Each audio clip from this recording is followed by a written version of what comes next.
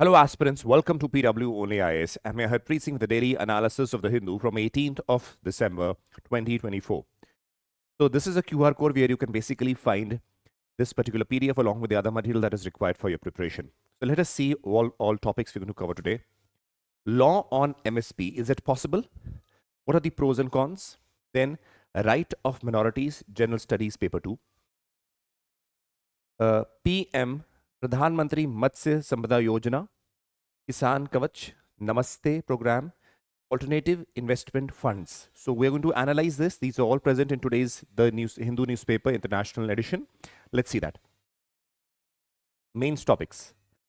So this was in your the Hindu newspaper, very important from the perspective of the civil services examination. Please see, it says the committee suggests statutory MSP, says it can help end farmers' suicide. Now, please understand that one of the demands for the farmers' protest has been that give a legal guarantee with respect to the MSP. And that is why they have been protesting also. And again, a few days back, we realized that the protest again started, though it was curbed by the Delhi police. Now, over here, why it becomes important is that one is from the perspective of the demand being made. That is one aspect. But over here, we see the Parliamentary Standing Committee on Agriculture has recommended that the law can be made. It will help resolve the problems of the farmers and reduce the farmer suicide also. So what does the report say? First, we'll see that. And then after that, we will be analyzing the pros and the cons. The topic is law on MSP. Is it possible? Let's see. The Standing Committee on Agriculture recommended legal guarantee for the crops with respect to the MSP. So for the crops, a legal guarantee with respect to MSP is being guaranteed, or said that can be done by the government so that it will be beneficial for the farmers. So what does it say? It says a panel asks the center to increase the amount given to the farmers under the Pradhan Mantri Kisan scheme to 12,000 rupees per year from the present 6,000. Along with it, it says that a legal guarantee will basically lead to decrease in the farmer suicides. This is what is recommended by the Parliamentary Standing Committee on Agriculture. Now, let us see what are the pros and cons. First, let us analyze what MSP itself is. See, when we talk about MSP, minimum support price, what is it? Minimum support price. Now, please understand, this minimum support price is a guaranteed price for the produce by the farmers from the side of the government. That the government basically, before you will see, before even the sowing season starts, you realize that the government already announces that this is going to be the MSP of the crop. And that tends to again change the nature of which crop is also grown. That also influences it. So it is a guarantee that the government gives to the farmers, that at least this is the guaranteed amount that you will get. Any price lower than also, you are basically securing the price. Because if the price of the crop goes below this also, the MSP is there. So at least they will not get price lower than this. So that is why MSP is a guaranteed price from their produce from the government side. The MSP is a form of market intervention by the government of India to ensure agricultural producers against any sharp fall in the prices. The MSP in India is a price floor set by the government to ensure that farmers receive a minimum price for their agricultural produce, thereby safeguarding their income and encouraging agriculture production. So that means, see, when we talk about this MSP, we realize that the government guarantees the farmers that this is the minimum amount which you will get when you are basically selling your produce. This is a guaranteed amount. Now, the problem that arises is not every crop is covered under MSP. And along with it, we realize that when the government is procuring also the crops from the farmers, there is a limitation to which it can procure. After that, the government will not procure. So that means in that case also the farmers will not reap the benefit of the MSP also. And as you've already discussed, MSP is not on every crop. So there are two things that come into the picture over here, that even though the amount is guaranteed means the farmer will at least get this amount. But in reality, this does not happen. Why? Because as we mentioned, first, that every crop is not covered. Second, when even the procurement is being done by the government, right? And after procurement, you know that it is stored in the Food Corporation of India warehouses. But when the procurement is being done, there is a limitation to which it can be procured. Every farmer's produce cannot be procured. And that is why there various people tend to again do not benefit from the aspect of MSP. That is why the farmers say that we want a legal guarantee so that whatever produce we are making with respect to the crops, you procure it. Now, this has various positives also and various negatives also that we will be analyzing. So, when we talk about the MSP, you realize it is the crops under the MSP, we should be knowing very well that not every crop is covered. So, what all are covered? Please see 22 mandated crops, and for sugarcane also, where you have the fair and remunerative price, that is again a form of MSP for sugarcane.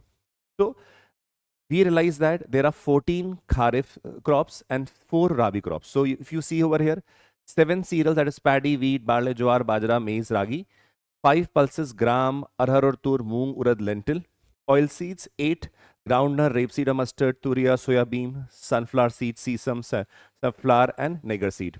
Then you have raw cotton, raw jute, copra, dehusked coconut, sugarcane, which is under fair and remunerative prices, and Virginia fluid cured tobacco. Now, these are again those things which are basically covered under MSP, not the other crops. So, the other crops being produced by the farmers will not get any benefit or a price security from the side of the government. So, that is why now comes why the demand is there. Now, why the demand arises, please see. Demand. See, because first of all, not all crops are covered.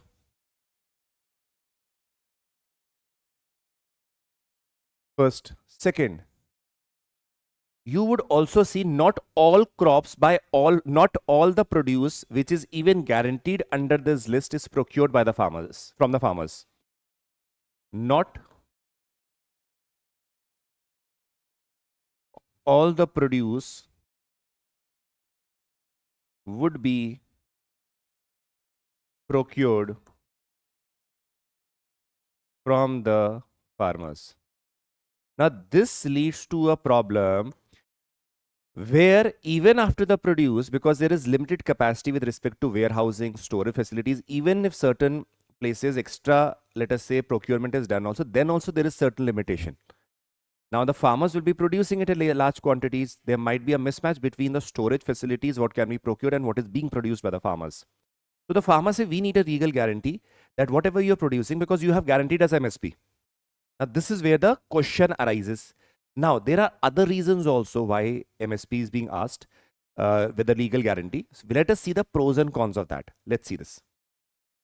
Benefits of, first let us say, what are the benefits of giving a legal status to the MSP? Let us see the benefits, why it is being asked. And one more thing, please remember that some of these benefits are again mentioned by the Parliamentary Standing Committee on Agriculture also. So that is why this overlaps with the benefits and the demand being made. First, ensuring financial viability of agriculture. See, while legalizing MSP, the farmers receive a minimum price for their produce, protecting them from the market fluctuations. And this will again secure them or hedge them or protect them from any market fluctuation. So that is why one of the important factor is financial viability of agriculture. Next is reducing debt burden on farmers. How? See, according to 2019 NABARD report, the average debt burden on a farmer is over 1 lakh rupees. Now, please understand, according to the Ministry of Agriculture, agricultural households' monthly income is close to 10,500 rupees. Income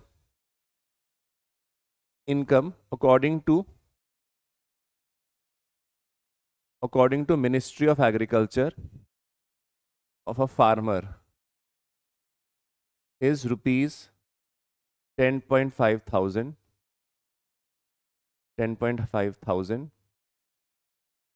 per month. And the debt that is on his head of family is over 1 lakh rupees. So this guarantee can basically help them to reduce their debt also which they have. This is again one of the recommendation, because let us say what happens is, according to the Parliamentary Standing Committee report, this burden increasing then leads to the farmers committing suicide also. So this can reduce the burden and might improve their condition. That is one of the arguments that is presented. Third, supporting farmers' livelihood. Now see, legalizing MSP helps support the livelihood of millions of small and marginalized farmers who are vulnerable to the market uncertainties. Now see, whatever work they are doing, along with it, you realize that we have a majority of them being small and the marginal farmers, and then we have the landless laborers also there. So what generally happens is, by giving the MSP, the benefit is basically reaped by the small and marginal farmers also, because they know that whatever produce they're going to give with respect to the crops that are guaranteed under the MSP, they will get a limited, or whatever amount they can get, they will be guaranteed. Now this basically helps in supporting the livelihood, particularly of what? Particularly of the small and the marginalized farmers. This is important again. Next comes risk mitigation.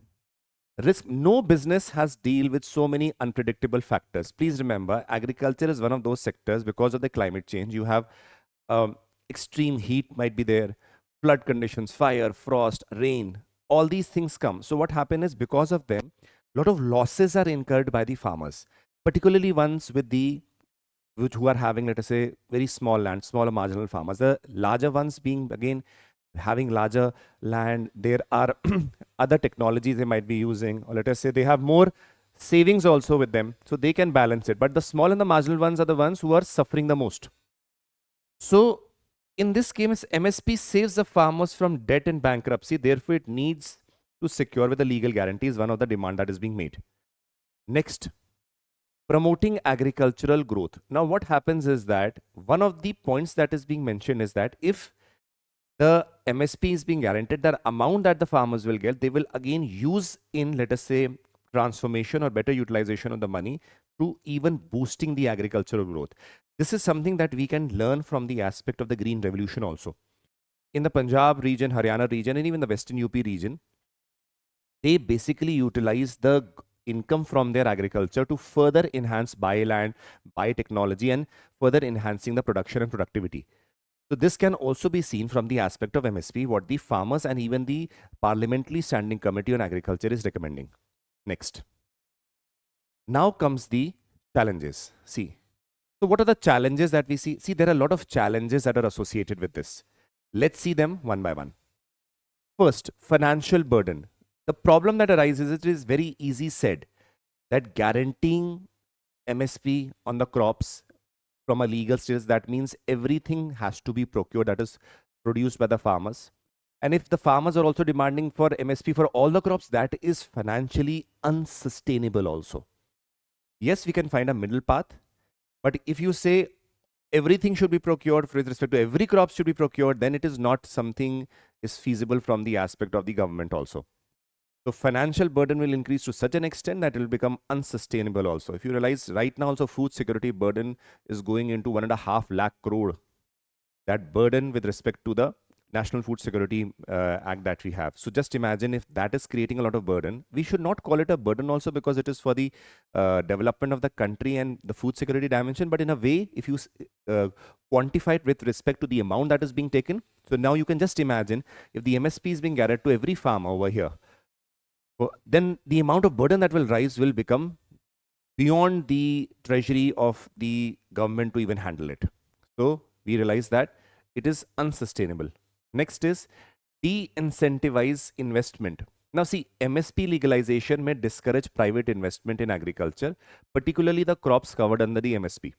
See, the private players may hesitate to invest in sectors where government intervention is in the pricing is prevalent, because see, the private sector would invest in those sectors where they know they can make a lot of money on profit. When the government is intervening a lot in these sectors, they realize that there can be a price cap that can be imposed, or price fluctuations.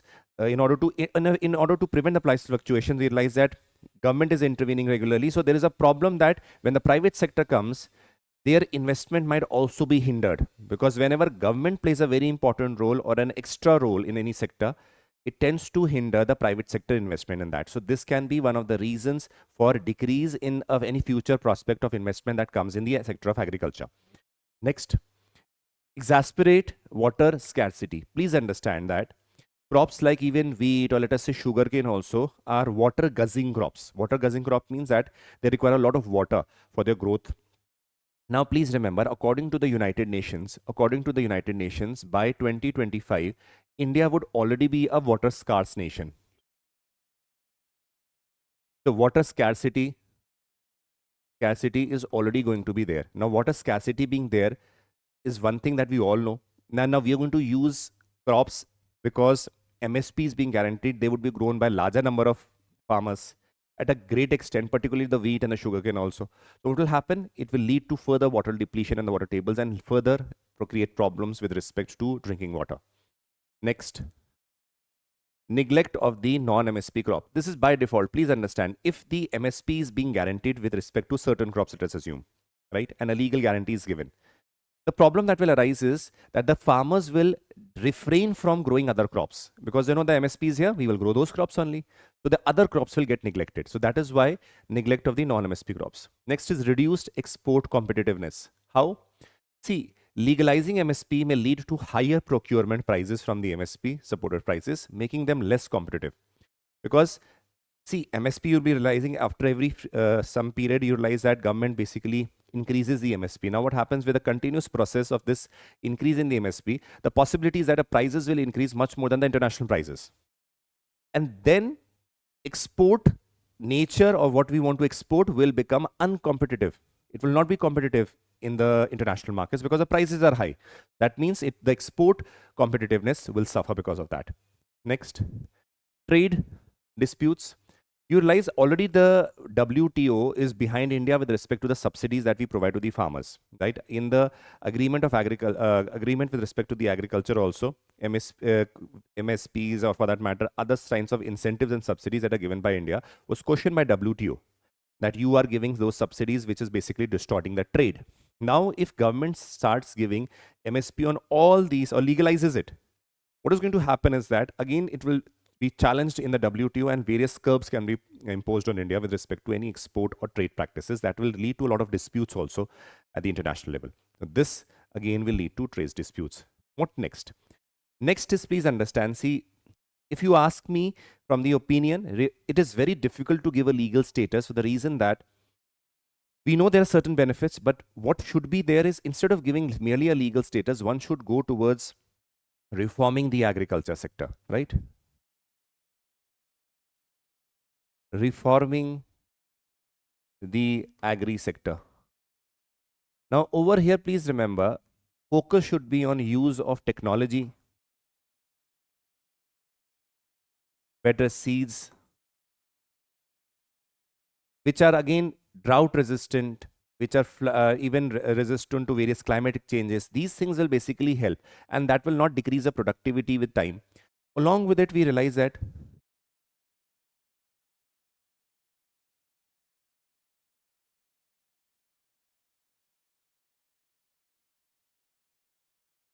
Swaminathan Committee report can be considered and implemented also. These are the things that can be done. That is very important. So legalizing becomes difficult right now because it will be unsustainable with respect to the expenditure that will incur, and it will go against what you say in a way, the reformation of agriculture, and we are aiming at right now. So this could be the way forward that we basically see. Let's move ahead. Constitution and minority rights, right of the minorities with respect to the constitution. This was present in your newspaper. Now please understand, when I mention the word minority, next slide is going to explain them also, don't need to worry. Minority means a certain set of people being lesser in number comparison to the other set of people. Very simple. The constitution basically mentions,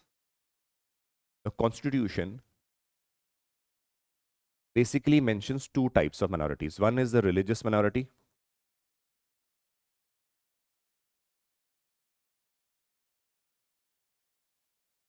Other is the linguistic.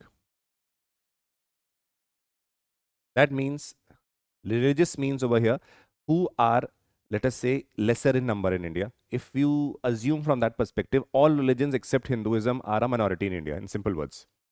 With respect to linguistic minorities, those where the number of speakers are lesser in number.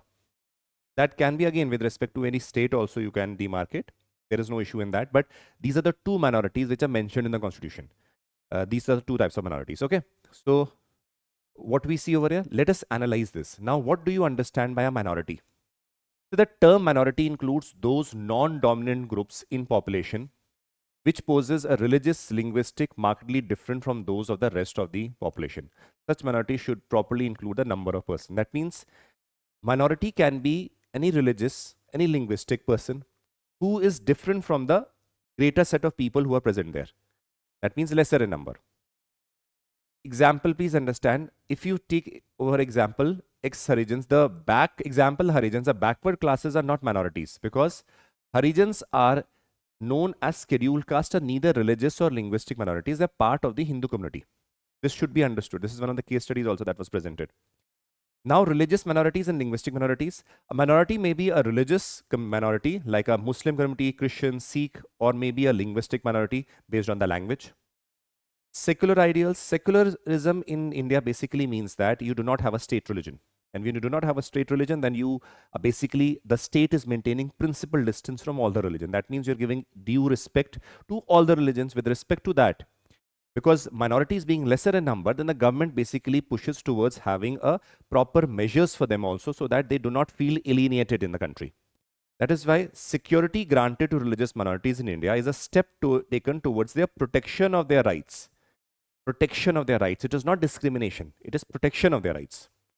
Religious minorities, again, the religious minorities have assured the provisions in the constitution and various dimensions have been mentioned in the constitution with respect to their rights. So what do we know?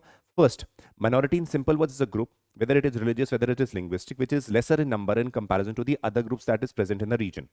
Next, religious and linguistic minorities, obviously religious with respect to a community which is following one particular religion and being lesser in number in comparison to the other religion is a religious minority. Over here in India wise, if you see overall, you'll be realizing that all the religions except Hinduism are categorized into the category of minorities. Linguistic minorities likewise with respect to language. Secular ideals over here mentions that because India is a secular state because it does not have a state religion.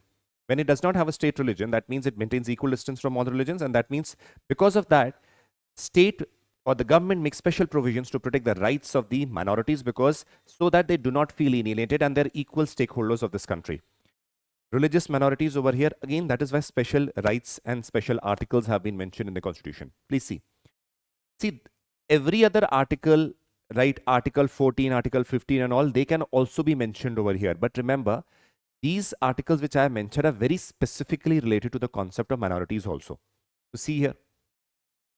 Article 29(1), the minority people have the right to protect their language, script and culture and to conserve the same. The minority people have the right to admission into any educational institutions maintained by the state and receiving aid out of the state funds. Article 31, the minorities have the right to establish educational institutions based on their language or religion of their choice. Minorities have the right to administer the educational institution based on religion or language of their choice. Minorities have the right to compensation for the compulsory acquisition of any property of educational institution established by them. Then, again, this was again removed also. The government shall not show any discrepancy in granting the aid to educational institution established by minorities. So again, these are all articles. Article 31, right to minorities to establish educational institutions. Again, Article 30, right to administer, regulation that management of the institution for the welfare of the minorities. So all these things have basically been mentioned over here. Now, please remember one thing. Please remember one thing. These are specifically related to the minorities, which is religious and linguistic minorities. Now, please understand there are certain cases also which are being there because though the topic is with respect to constitution, but remember that Supreme Court is the guardian of the constitution and with respect to that, various cases have been there. Let us see a few. Realize over here, Reverend Father W. Prost versus the state of Bihar in 1969, the Supreme Court said that the right to administer does not include right to maladminister. The minority institutions cannot exploit the students, teachers and employees, the universities and state with reference to their qualifications. Now please see, this is again one of the cases where we realize that though the minorities have a right to administer, but it doesn't mean that they can misuse their rights also. But on the hand, they have the full right to administer without misuse. So that is what the Supreme Court case is saying. Similarly, in the other case also, DAV College Bhatinda versus State of Punjab. Over here, it is said that, see, there was a petition that was filed in the Supreme Court. The Supreme Court opened that the Punjab University can prescribe Punjabi as a medium of instruction, but cannot prescribe it exclusively as a medium to teach Punjabi and examination in Punjabi. So that means it is a minority institution, fine, but it doesn't mean that you will only use that medium only and the examination will also be in that medium. That should not be done. So that means it is a balance being done by the Supreme Court. Now, the recent case that has happened is with respect to Aligarh Muslim University. Aligarh Muslim University. The question that came was, firstly, it is a central university. So, it is a central university. So, it cannot be a minority institution.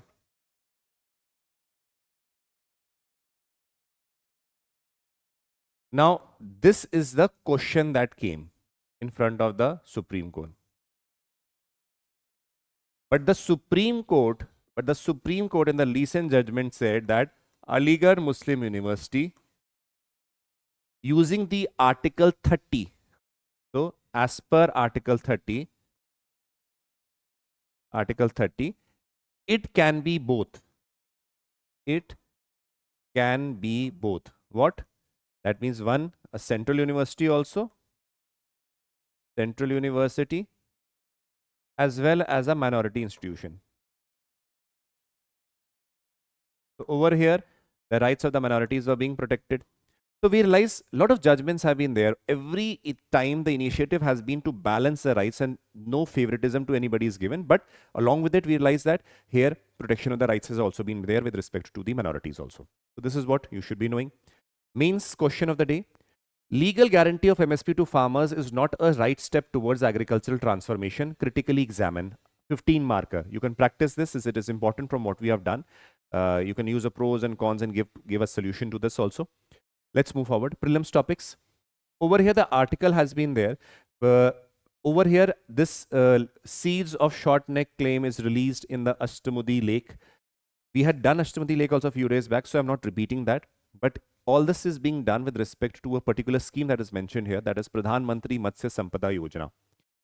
So what is this scheme? Let us understand that. Please see.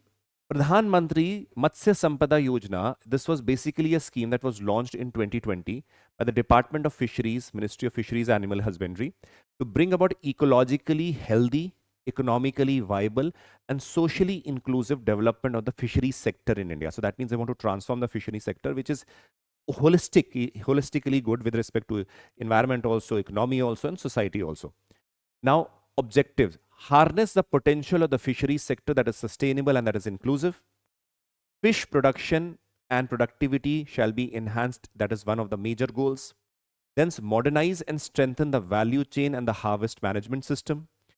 Double the fisheries and the farmers' income with respect to the fishermen. Enhance the contribution of the fisheries to the agricultural gross value addition. Ensure social, physical, and economic security, and build a robust fisheries network and a sector that itself produces a lot of, let us say, value addition to the economy as a whole. So we realize that all these objectives have been mentioned over here, and we realize there is a total investment of 20,050 crore, and all these things we realize have been there as a part of it. Please remember, we'll be considering this, analyzing this now. See, umbrella scheme. Why it is an umbrella scheme? Because it has two components. This is what is being basically mentioned over here. So one is a central sector scheme, other is a centrally sponsored scheme. Please understand, within this scheme, certain components are those which are completely sponsored by the government of India. That is central sector scheme component. And once where the contribution of the state along with the center is there, that is the central sponsored scheme component. So centrally sponsored scheme component is further segregated into non-beneficiary and beneficiary-oriented activities under the following heads. Like, first, enhancement of production and productivity. infrastructure post-harvest management, third, fisheries management and regulatory framework. So these are the things that are being done under this. Outlay, we realize that 20,050 crores have been outlaid for this, were comprising a central share of 9,407 crore, state share of 4,880, and beneficiary contribution of 5,763 crores. So that is why we realize that over here, the private or the beneficiary sector over here is a private sector that is contributing basically. See over here. Total investment is 20,050. Now see over here. Central sector component over here, please understand this is a contribution that is being made by the completely by the central government. Then is a centrally sponsored component. This has three segments where the contribution by the central government is also being made, state government is also being made, and the beneficiary. That means any private sector needs to get involved along with these governments so that they can also benefit. So that is a beneficiary or the private or the beneficiary share. This is what is the basic structure of how the things are basically going to go. Now, this will be implemented for 5 years from 2021 to 2024-25. So, in order to reform the sector. Now, end implementing agency. Who are the implementing agency of this Pradhan Mantri Matsya Sampada Yojana? Please understand, this can be asked in your papers also. That is why central government and its entities, including the National Fisheries Development Board, state governments and the entities, any fisheries, state fisheries development board, and any other implementing agency as decided by the Department of Fisheries. So these are the ones which are implementing this particular scheme. Let's move ahead. Scientists develop Kisan Kavach to help farmers. So this is again important. A small article was there. So what is Kisan Kavach? Please understand. See, recently we realized this is from the PIB 17th of December. It came over there. So what happened is Dr. Jitendra Singh launches Kisan Kavach. It is Bharat's indigenous anti-pesticide suit to safeguard the farmer's health. What is it? It is a safe suit. While the farmers are spraying the pesticide, it will protect them. That is why it is known as what? Kisan Kavach. This can be asked in your paper in simple one word. What is Kisan Kavach? It is a suit that guards the farmers from the pesticide, because you know that pesticides have a lot of poisons there, and which basically tends to impact the health of the farmers. So in order to protect them, this has been launched. The first batch of Kisan Kavach suits distributed to farmers. Now, please understand that Department of Biotechnology's Brick InStem research team in collaboration with CPU Health Private Limited basically has developed this suit. It is first in class technology to protect the farmer's health. Now, please remember, Department of Biotechnology is the one which has basically developed this. This should be very well clear in your mind. Do not mention Ministry of basically Agriculture over here. It is Science and Technology Ministry over here. That is to be very important and keep in mind. Highlight the significance of this initiative. Please remember what has been mentioned. Developed at BrickStem Bangalore in collaboration with CPU Healthcare. This is bodysuit in order to prevent any toxicity in the body. So this one particular slide gives you an idea of what you should know. You don't have to do R&D on this. So it is what? First, suit that protects the farmers from the pesticides. Second, Department of Biotechnology, along with the collaboration with the CPU Health Private Research Limited, has basically developed this, and this is aimed at farmers' welfare and preventing them from any toxicity that might arise because of the pesticide. Next. Sewer septic tank cleaning and occupational based work. So over here, Namaste program has been mentioned. So what is Namaste? National Action for Mechanized Sanitation Ecosystem. So that means this basically is a scheme where you have to basically aiming at stopping the deaths that the people who are involved in cleaning of the sewage, manual scavenging, that die because of this. So in order to counter that, this Namaste program had been launched. See. Objective: to stop deaths of sewers and septic tank workers and to promote mechanized cleaning operations with a vision to reduce the hazardous cleaning and ensure the safety of those workers is important. It was launched in 2022 as a central sector scheme. Central sector scheme means only Government of India is sponsoring, the state is not contributing to this scheme. It replaced the scheme that earlier scheme was self-employed scheme for rehabilitation of the manual scavengers, which started in 2007. The new scheme in 2022 was launched with the name of Namaste. Coverage: the scheme is to be implemented in all 4,800 urban local bodies for the next 3 years up to 2025 and 26. Clear? So highlights, please understand, it follows a human-centric approach. Human-centric approach means that it is a testament to the government's human-centric approach where no sanitation workers have to manually engage in cleaning of them. What is being opened? You need tools, mechanization tools, or let us say electronic tools, which are basically going to be there to help cleaning the sewage rather than a person himself going into the sewage. And because it is full of a lot of bacteria, viruses, otherwise also the sewage is present there, that might lead to a lot of diseases coming to the person. So in order to prevent that, it is basically working on a concept that human rights, because it goes against this human rights aspect, because we tend to add caste biases to this particular topic. So in order to prevent that, we realize this scheme has been launched with a human centricity, or protecting the human rights of the people who are involved in this work. Ministries involved, basically it is under by the Ministry of Social Justice and Empowerment and Ministry of Housing and Urban Development. Both our affairs are both involved over here. Who is the implementing agency? National Safai Karamchari Financial Development Corporation would be implementing. This is important, you should be knowing that. Features, what all features includes? First, profiling of the septic and septic tank workers. That means profiles of all those who are basically involved in this should be present with the Government of India, so that they can easily deal with or provide them with all the necessities that is required. Distribution of the safety kits, protective gears while they are cleaning. Assistance to the manual scavengers, assistance of the safety devices that should be given to them so that they themselves do not indulge in manual scavenging. Extending health insurance schemes to these so that anything else happens, because they might be a lone breadwinner in the family, so at least that insurance helps them in any form of accident that happens. Livelihood assistance, action plan to promote mechanization with respect to this profession has been basically aimed.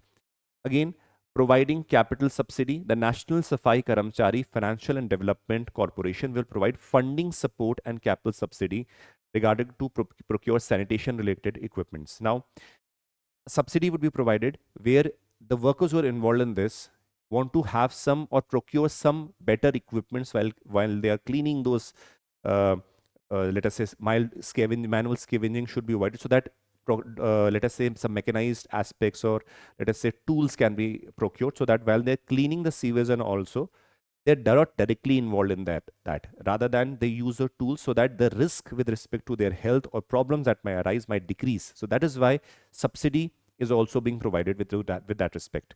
Convergence of program, over here we realize that multiple programs are being converged.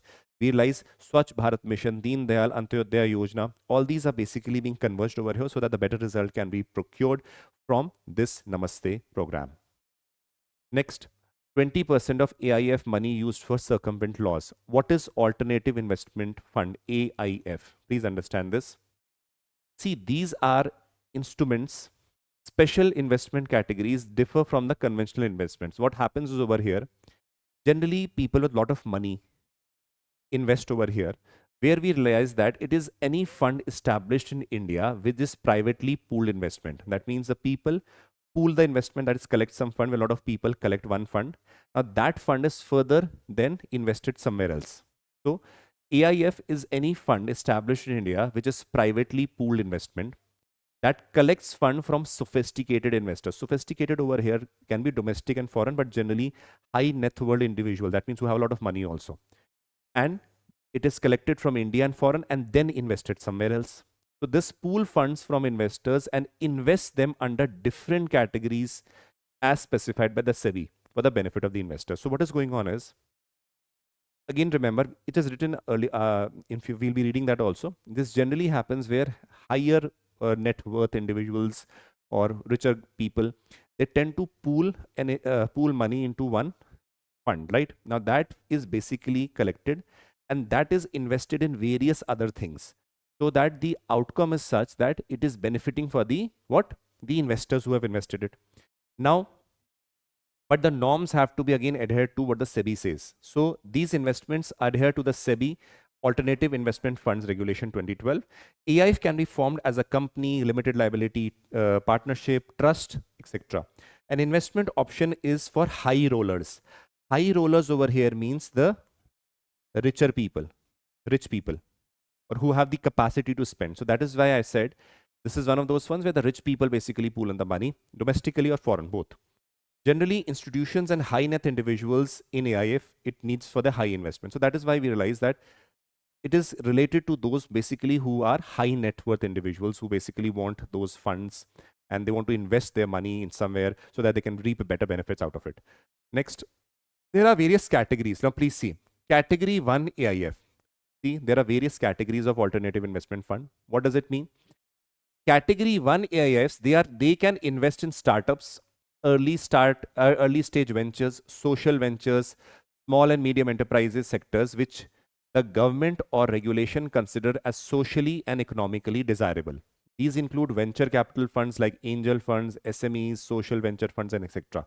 So that means category 1 are those where you invest in, let us say, some startups or early stage ventures or social ventures which are considered, let us say, economically and socially also good that you are investing here. Category 2, category 2 are those which are not classified under category 1 or category 3. Now we will see what is category 3 after this, but category 2 is which, where neither you are belonging to 1 or nor belonging to the category 3 which we have mentioned over here. Now see, what are these? They do not undertake leverage or borrowing other than to meet the daily day-to-day operation requirement as permitted by the regulation. See, they do not leverage or, let us say, borrow anything other than they read for their day-to-day what operational requirements. Now see, various types of funds such as real estate funds, debt funds, private equity, fund for distressed assets, etc. are registered under this. Then is category 3. These are funds which employ complex or diverse trading strategies which may employ leverage to various aspects. Let us say where the money is collected and that is invested into various other hedge funds, or let us say various other investments are made in the stock markets and also that you can basically reap benefit out of it. This even involves a lot of higher net worth individuals basically dealing with this. Along with it, you require very large specialists or the wealth managers who are dealing with this because it requires funds which is diverted to various other investments that have to be made, for which very intricate knowledge is required. So that is why this is the category 3 fund. Clear? Okay, let's see the multiple choice questions. Question 1, options, answer. Question 2, options, answer. Question 3, options. These are the answer. Question 4, options, answer. Question 5, options, answer. So this was the analysis of the Hindu from today's newspaper. Hope you liked it, enjoyed it, and learned something from out of it. We'll be meeting tomorrow and continue with the lecture. Take care and Jai Hind.